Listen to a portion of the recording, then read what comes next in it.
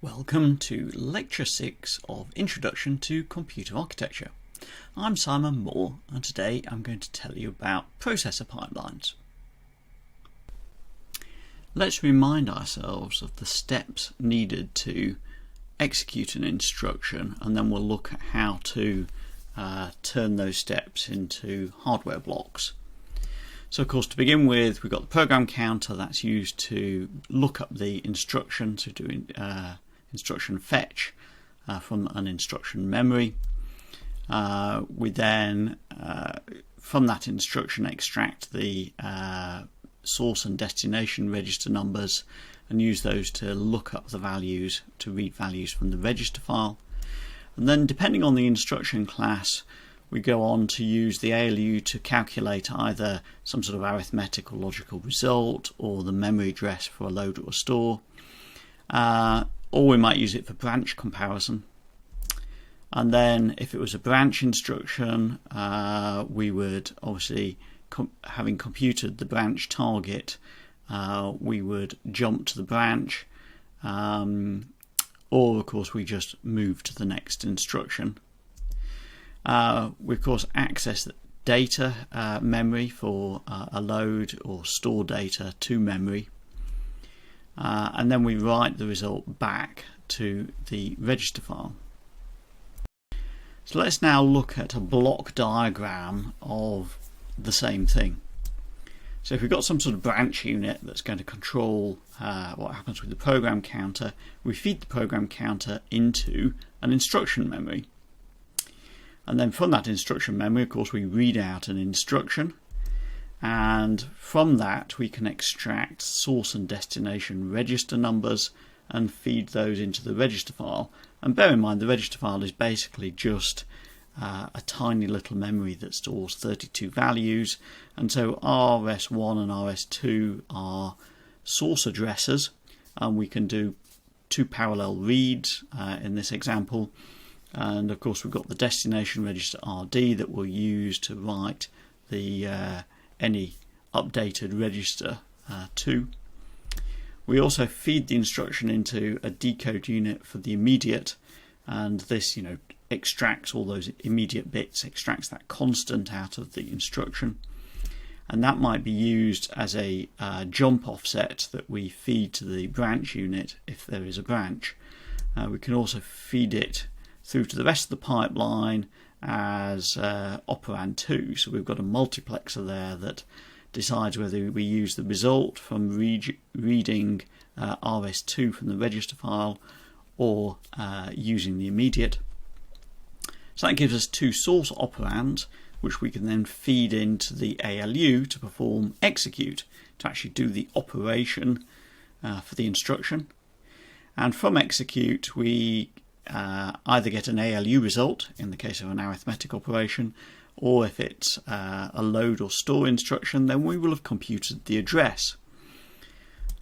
We then take that address and any data we might need to store. So if it's a store instruction, then the store comes from the RS2 operand. And so we would feed that into the data memory. Of course, if it's a load instruction, then we would have ended up with some load data. So that we then need another multiplexer that we use to select between the ALU result or the loaded data. And finally, the output of that multiplexer is the result that needs to be written back to the destination register, assuming, of course, we do need to update the destination register. So a couple of notes here. First one is to remember that hardware is inherently parallel. Okay, so it's often quicker to do things and later decide if we need the result. So for example, we know as soon as we've got the instruction what the source registers are. So we get the register file going and we get it to actually read the registers from the memory. And then we decide using that multiplexer whether actually we need RS2 for operand 2, or in fact whether we're just going to use the immediate. So you have to think that things sort of progress. There are gate delays and signals propagate during a clock cycle. Also to note that we're starting to see some control logic. So the signals, RS1, RS2 and RD are fields extracted from the instruction, and these are very much control signals that tell the register file, or if you like, instruct the register file what registers to read. On this slide I've added some more control logic. So here the instruction that's read is fed into an orange block that I've labelled decode control signals, and from that we get various bits of control information. So we get a branch type that's fed to the branch unit, we get a write enable that goes to the register file to determine whether the result needs to be written back to the destination register. We've got a control bit that controls the mux for operand 2.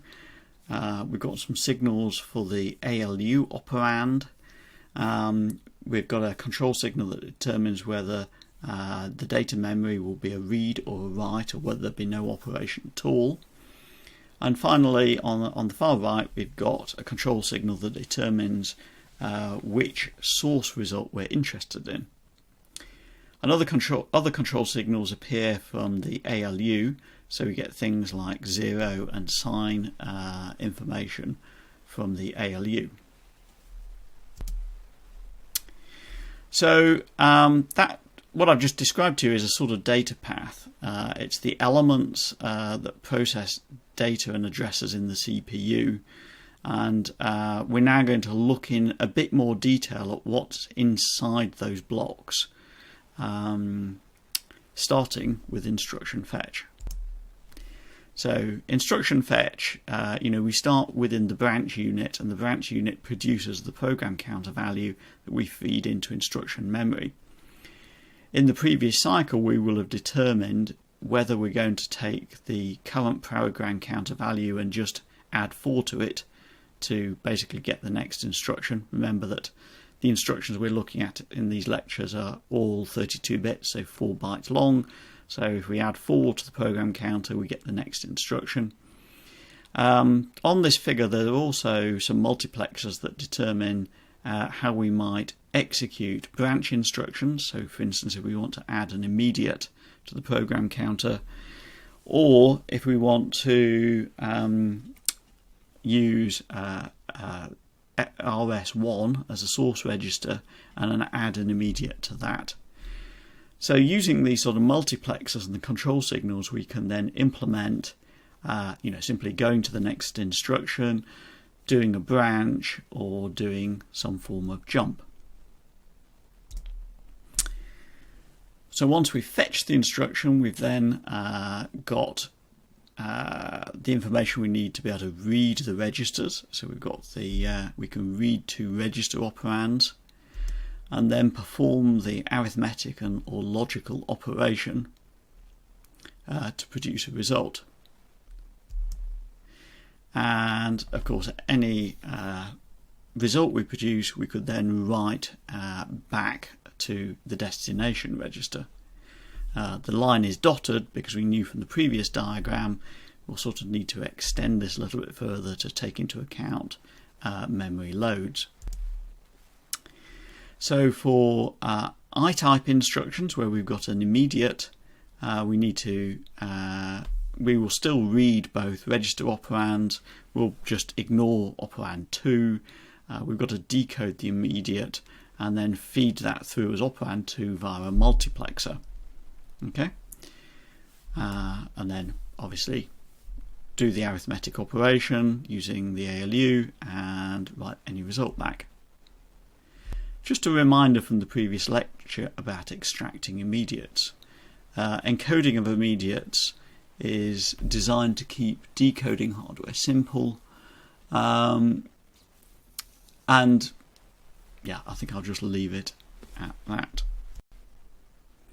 Load and store instructions start out a lot like I-type instructions in order to do the address calculation. So we're going to read register operands. We're going to calculate the address by just adding the sign extended immediate to the RS1 value. And in the case of a store instruction, that actually comes from the register specified by RS2, and we write that out to memory.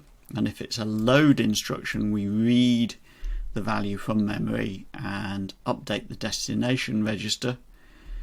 Of course, if we're not actually going to do a memory operation, then we need some sort of bypass around the data memory to bypass the ALU result in order to write that back.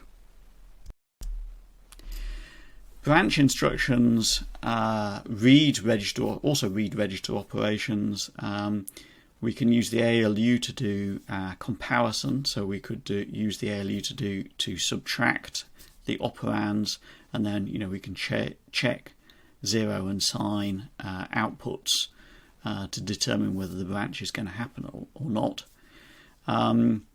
Calculation of the target address is usually done by a separate add unit, and we've got a sign extended displacement as I described in the previous lecture.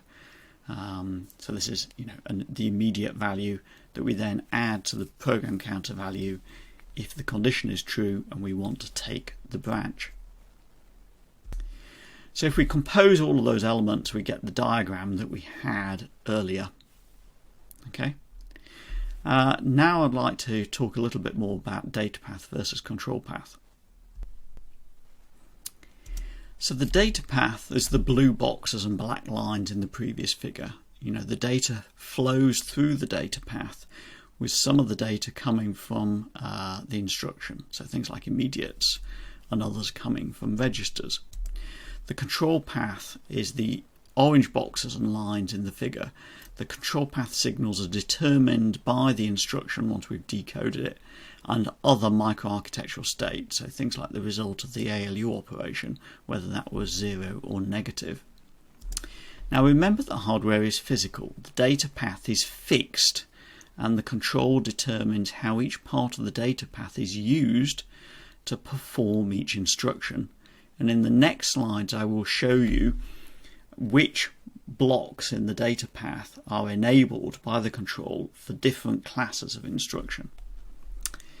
So let me give you a couple of examples. The first one is that the two registers, RS1 and RS2, are read every time, even if one or both are not needed, since that's simply faster.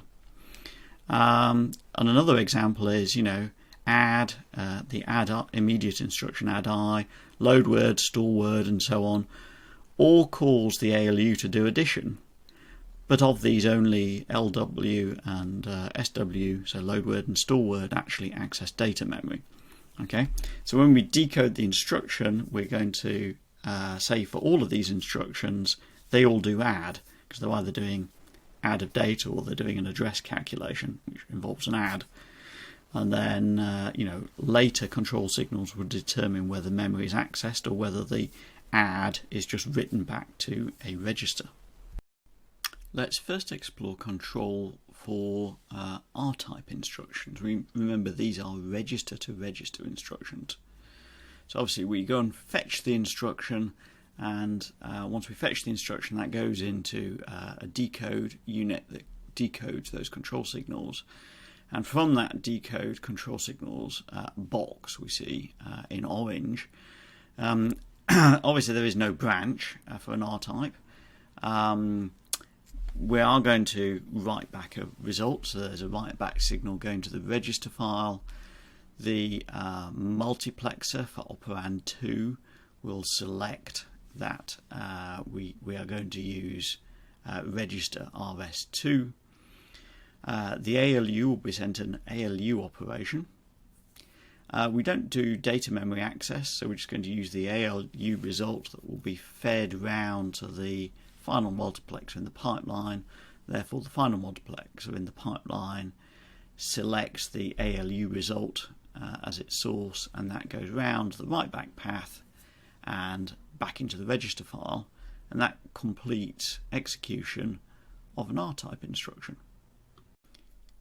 I-type instructions for arithmetic operations are very similar to R-type. In fact, if we look at this pipeline, the only differences are that we're going to decode the immediate, and the immediate will be fed round through to the operand 2 selector multiplexer, and the decode control will therefore select the immediate rather than use the RS2 value. Everything else remains the same.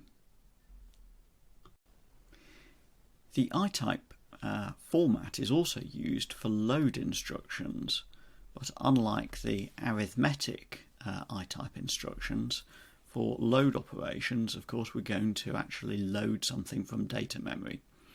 So the principal difference here is that the result of the ALU is an address that we're going to feed into the data memory.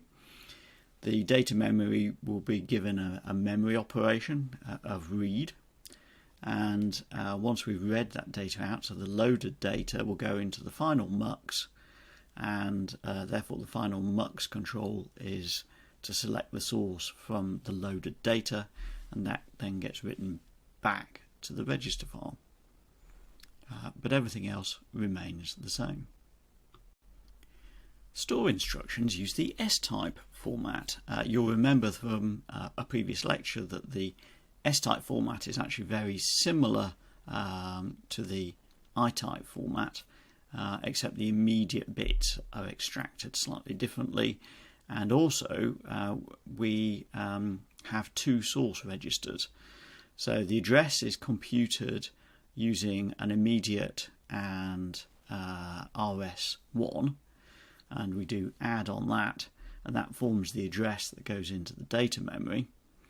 But we also use the value RS2 that gets pulled from the register file, and it sort of goes around the ALU and sent directly to data memory to provide the store data. So once we've got the address and the store data to the data memory block, the memory op is set to store or write, so that that data is written to the memory. And of course, once we've written the data to the memory, we're done. There is no write back. This is one of the few instructions where there is no result that needs to go back to the register file. And so basically the write enable in the register file is set as false, and that effectively means that that write back path just gets ignored. Now let's look at branches.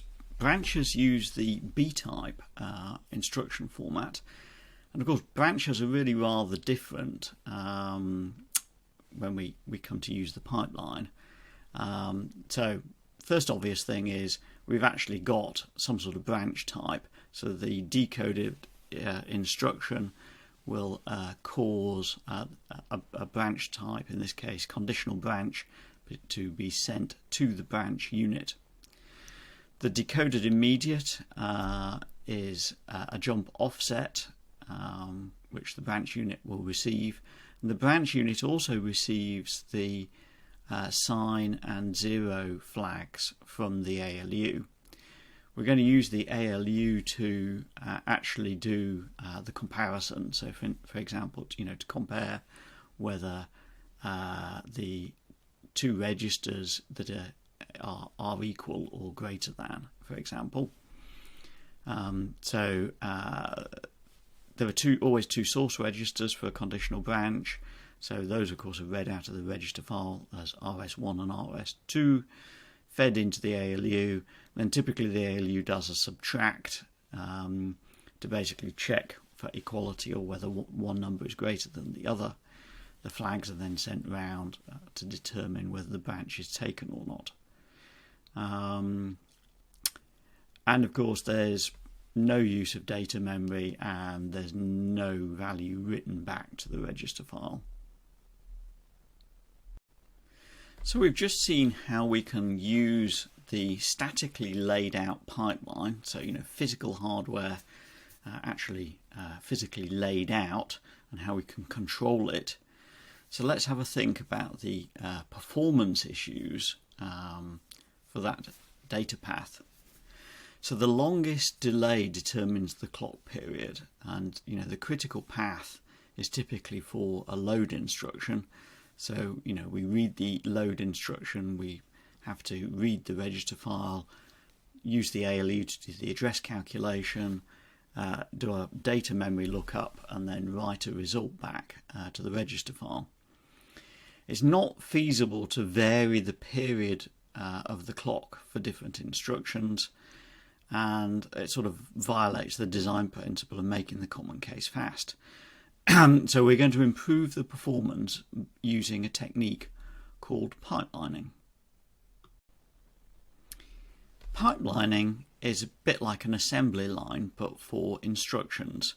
And so in the figure here, we've got an old black and white photograph from the Ford Model T factory when they first introduced the assembly line for the Magneto. So this is the sort of basic idea has been around for a very long time, but we're actually going to apply it to some electronics. So let's have a think of about the key points here.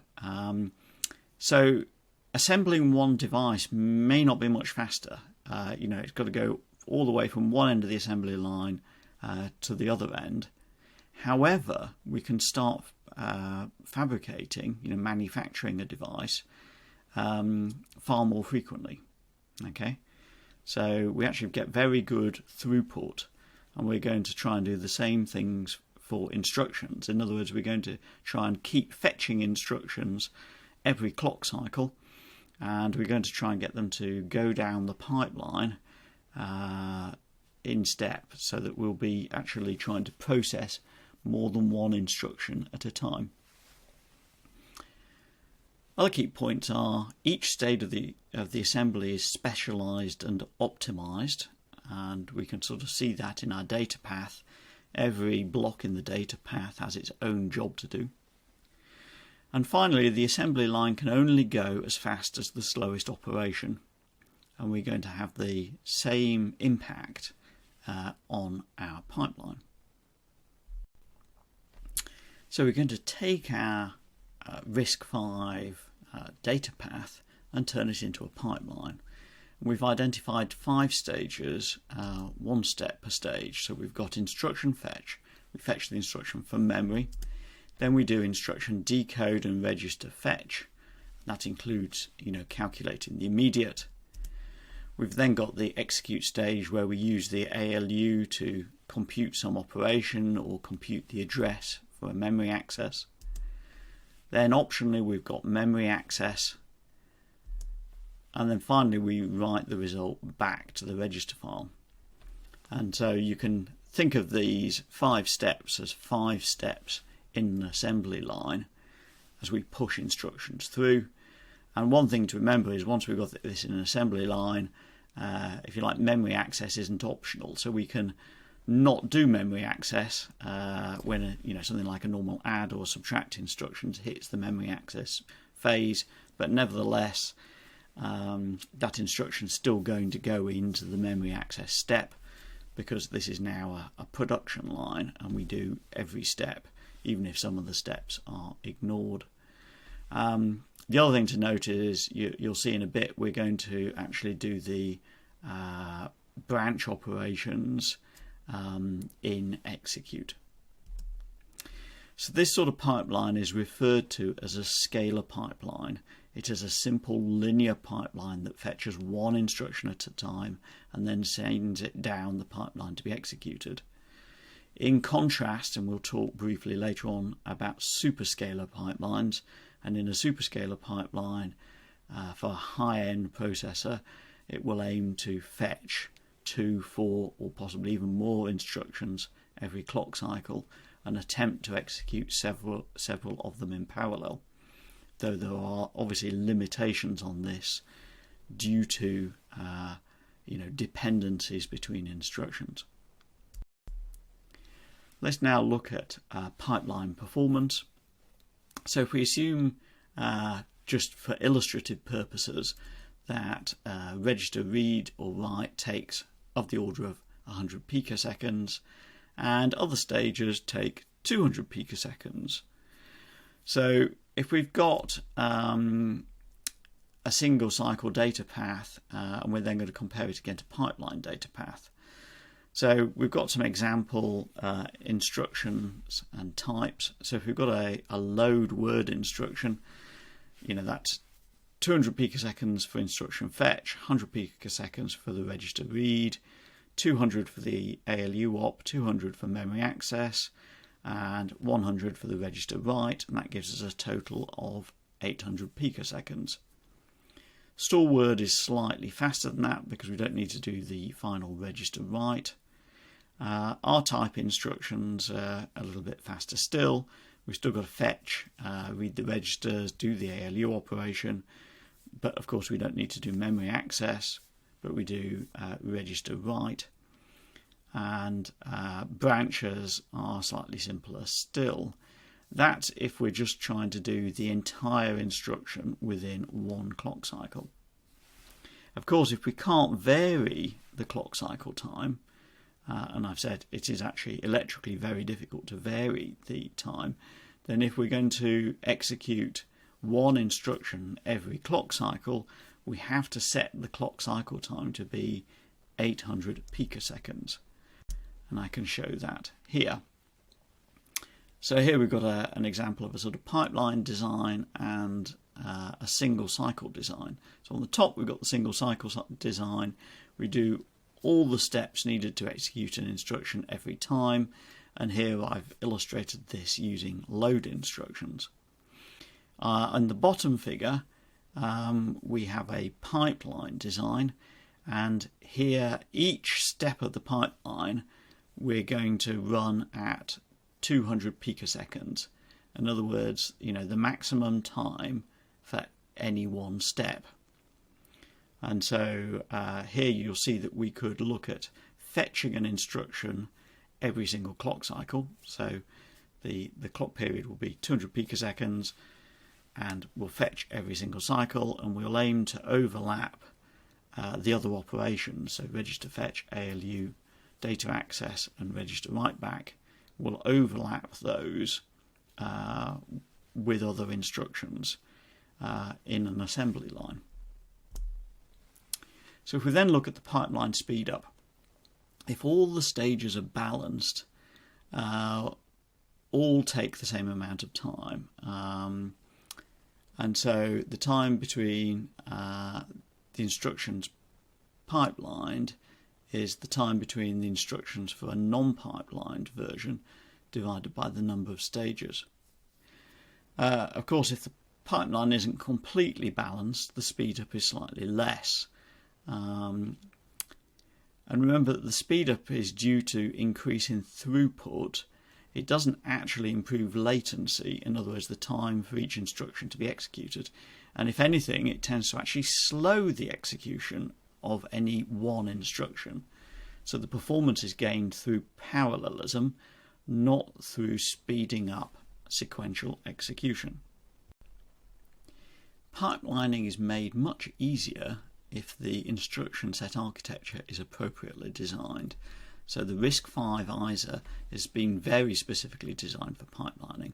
All instructions are 32 bits, though there is a 16-bit compressed format, but the decoder soon sorts that out. It's very easy to fetch and decode instructions in one clock cycle, and this is in great contrast to the Intel and AMD x86 instruction set, which where instructions are anywhere between 1 and 17 bytes. Actually just figuring out where the start and end of an instruction is actually quite tricky on x86. RISC-V also has few and very regular instruction formats. So we can do things like decode and read registers in one step. And we have very simple memory access operations. So it's only the load and store instructions that actually access memory. All other operations don't access data memory.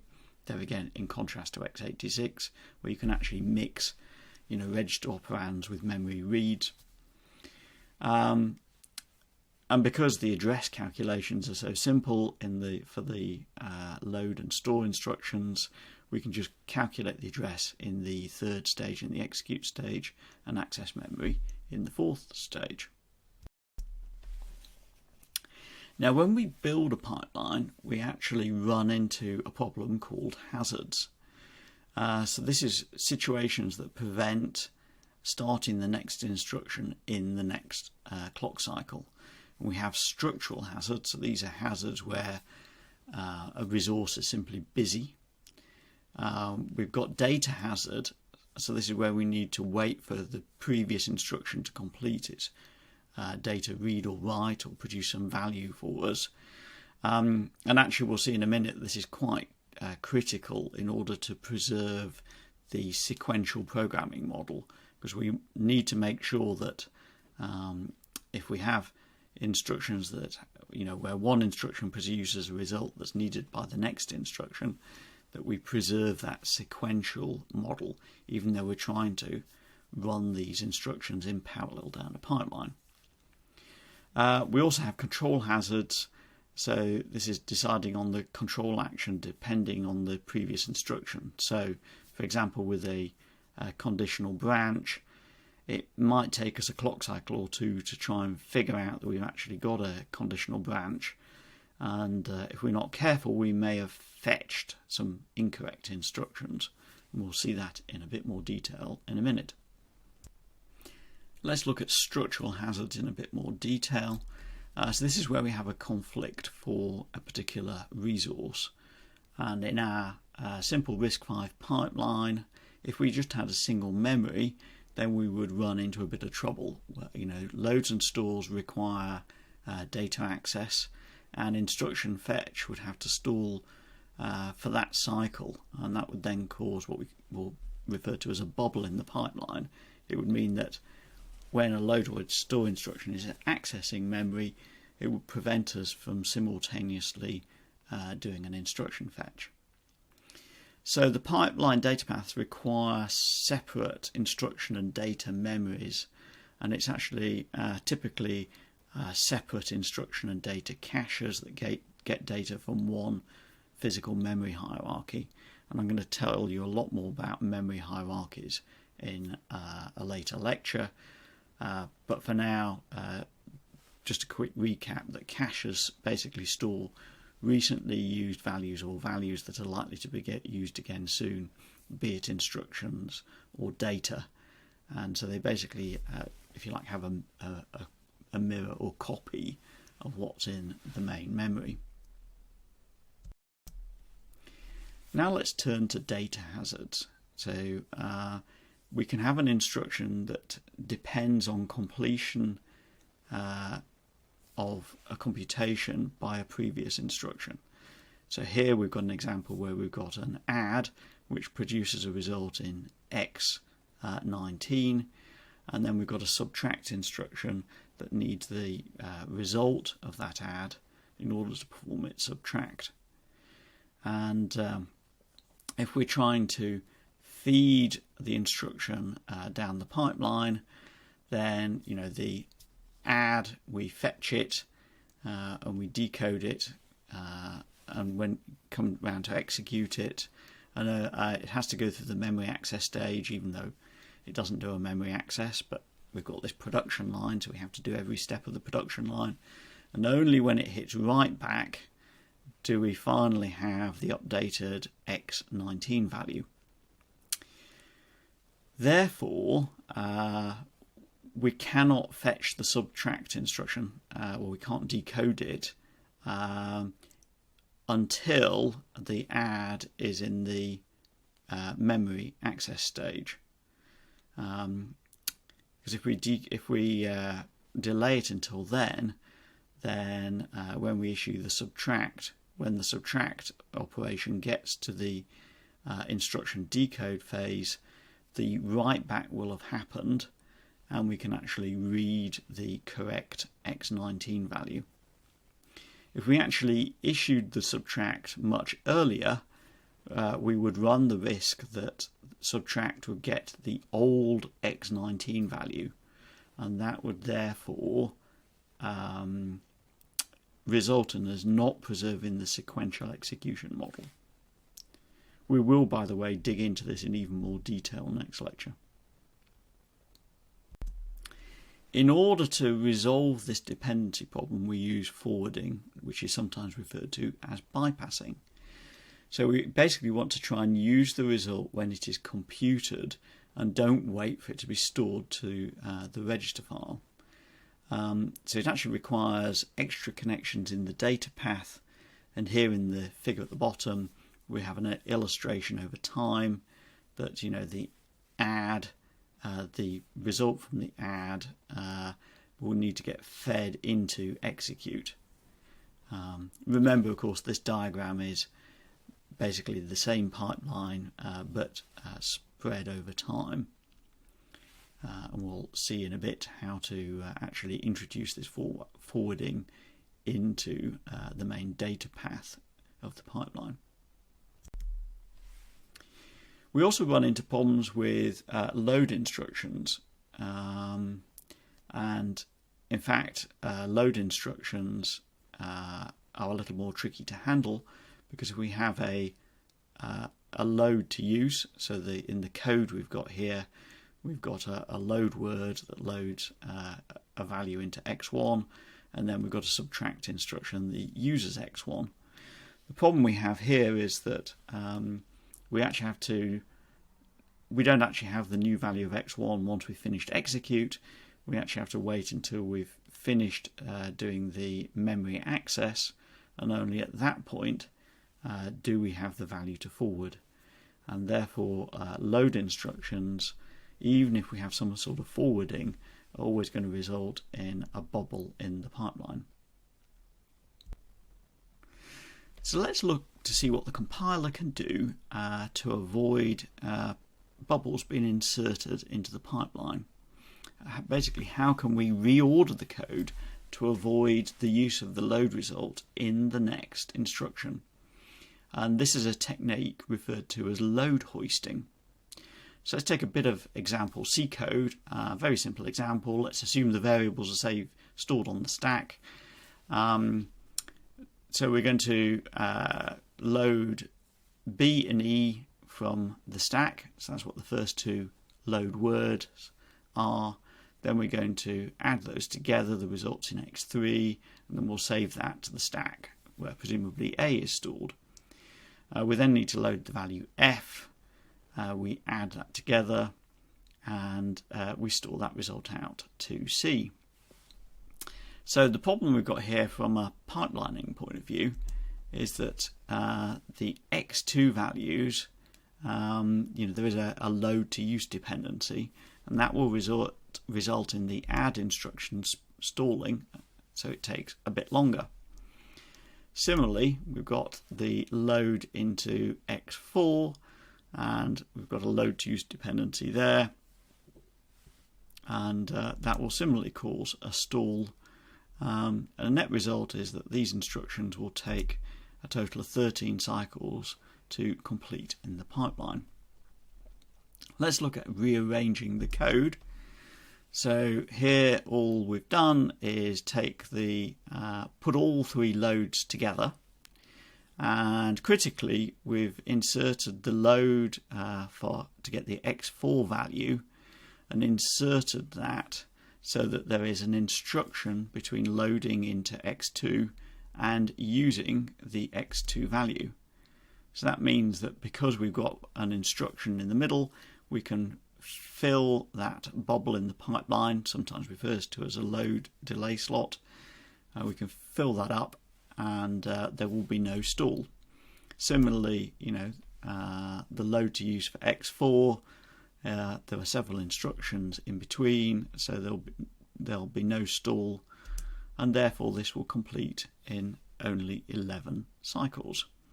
And for a more complex pipeline where load may actually take, say, 3 clock cycles, this sort of technique is even more important. Let's now talk about control hazards. So branches, of course, determine the flow of control, and fetching the next instruction depends on the branch outcome. The pipeline can't always fetch the correct instruction, because in fact we often don't know that it's a branch instruction until at least we've decoded it. And we'll see in a minute that, we actually generally do conditional branch comparisons in execute in our pipeline. We could potentially take unconditional branches a bit earlier in instruction decode. But as I said, for conditional branches, we need to do the register comparison, and we can really only sensibly do that in execute. So this results in a stall on branch. So if we've got our code sequence here, so we've got an add instruction followed by a branch equal, and we're going to branch somewhere that where there's an OR instruction. Let's assume that the branch is taken. So what we need to do is fetch the add, and that progresses down the pipeline. We fetch our branch, and we're then going to need to basically stall instruction fetch, so insert 2 lots of bubbles so that the branch can get as far as the ALU stage, and then we'll know what the next program counter value is, and we can then start fetching instructions from the correct place. In practice, we'll see we will have often fetched the wrong instructions. We will fetch the instructions after the branch and actually need to remove them from the pipeline, which will basically cause the bubbles. There again, we're going to look at this in more detail next lecture. Now, when you've got a much longer pipeline on a more complicated processor, these bubbles, the penalties caused by doing a branch and it disrupting sequential execution, really become very significant. And therefore, most modern processors, certainly any of the high-end ones, try and predict the outcome of branches. And then you only stall or have to patch things up if the branch prediction is wrong. One thing to note, though, if the prediction is wrong, we have to flush state out of the pipeline in order to preserve the sequential execution model. And that actually can get a bit tricky. There are various forms of branch prediction. There's static branch prediction, which is based on typical branch behavior. So, for example, for if statements, we might predict that forward branches are not taken, but backward branches are. So, for example, a backward branch is an example of a loop, and it's likely that it's much more likely that backward branches will keep on being taken, and as to a first approximation, forward branches are a bit less likely to be taken. Of course, we can improve this using a technique called dynamic branch prediction, where we actually measure the actual behavior of branches. So we start recording a history of recent branches, and we basically assume that future behavior will continue that trend, and when wrong, we have to stall and refetch the instructions and update that branch prediction history. There will be much more information about branch prediction in the Part 2 course on comparative architectures. Right, let's draw things to a close and summarise this lecture. So, pipelining improves performance by increasing instruction throughput. It executes multiple instructions in parallel, and that improves the throughput through the processor. However, each instruction has the same latency, and therefore, basically, this sort of assembly line of instructions runs at the rate of the slowest instruction. So in some sense, for simple instructions, it actually slows things down, but the net effect is a big win because we aim to fetch a new instruction every single clock cycle, and therefore hopefully complete an instruction every single clock cycle. This pipeline structure is subject to hazards, and we've talked about structure, control, and data hazards. And finally, instruction set design affects the complexity of the pipeline implementation. And one of the nice things about the RISC-V instruction set is that it was very much designed with pipelining in mind.